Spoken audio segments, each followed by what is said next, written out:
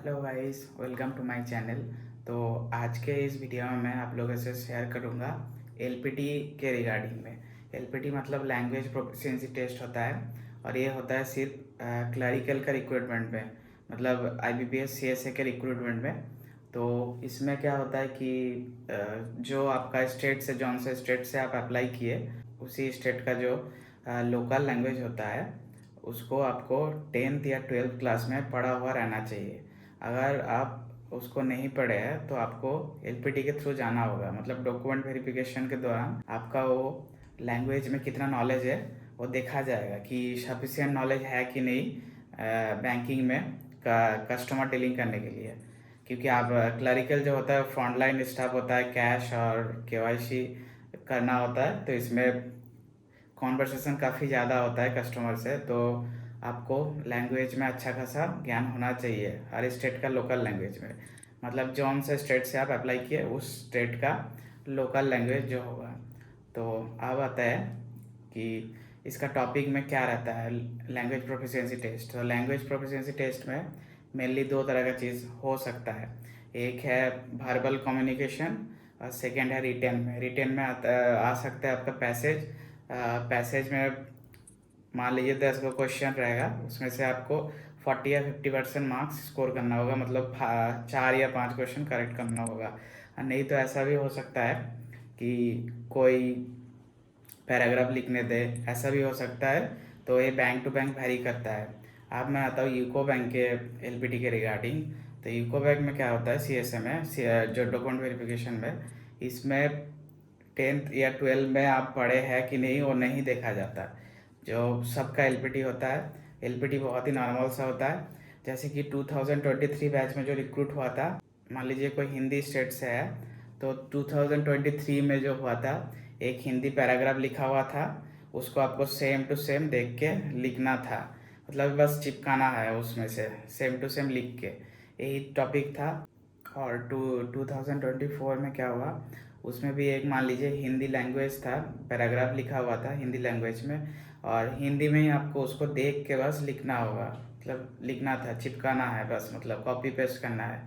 और एक क्वेश्चन भी आया था, मान लीजिए दो को उस टाइम पे 2024 में चल रहा था रशिया यूक्रेन वार, उसके 3 ऑप्शन था। एक मतलब पैसेज लिखना था, उसमें पैराग्राफ लिखना था, और 3 टॉपिक दिया हुआ था। एक था रशिया यूक्रेन वार का जो इम्पैक्ट है इकोनॉमी में, उसके उसके हिसाब से लिखना होगा, मतलब जो स्टेट का लोकल लैंग्वेज था, ठीक है, जो स्टेट का लोकल लैंग्वेज था उसमें आपको रशिया यूक्रेन के जो वार है उसमें इकोनॉमी पे क्या फ़र्क पड़ रहा है, मतलब इफेक्ट क्या है वो लिखना था।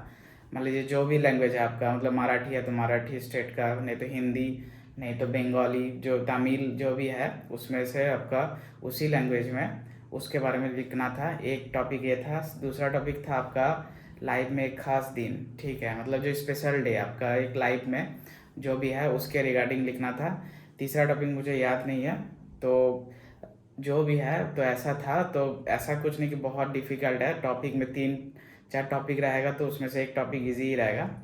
तो और भी जो है बहुत सारे बैंक में जो होता है वर्बल कम्युनिकेशन भी होता है, लेकिन यूको में ऐसा नहीं होता।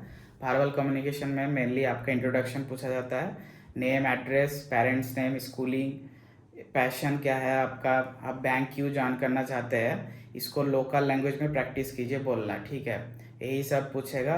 और नहीं तो कोई इम्पोर्टेंट टॉपिक है जो चल रहा है अभी, कोई भी वार वगैरह चलता है ना, तो आ सकता है कि पैसेज में, जैसे उस 2024 में रशिया यूक्रेन का वार आया था, तो अभी भी जैसे कि चल रहा है जैसे वार हम लोग का भी, उसका रिगार्डिंग भी एक पैसेज आ सकता है।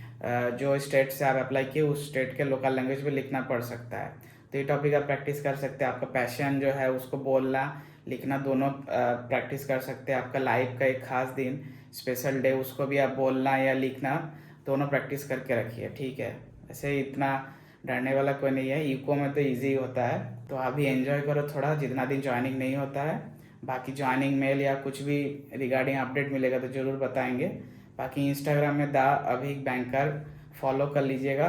और आपका अभी भी स्टेट और आपका अभी भी नाम सेंड नहीं किया है तो हमको इंस्टाग्राम पे मैसेज कर दीजिए, फुल नेम, आपका कॉन्टैक्ट नंबर, हम ग्रुप में ऐड कर देंगे, ठीक है।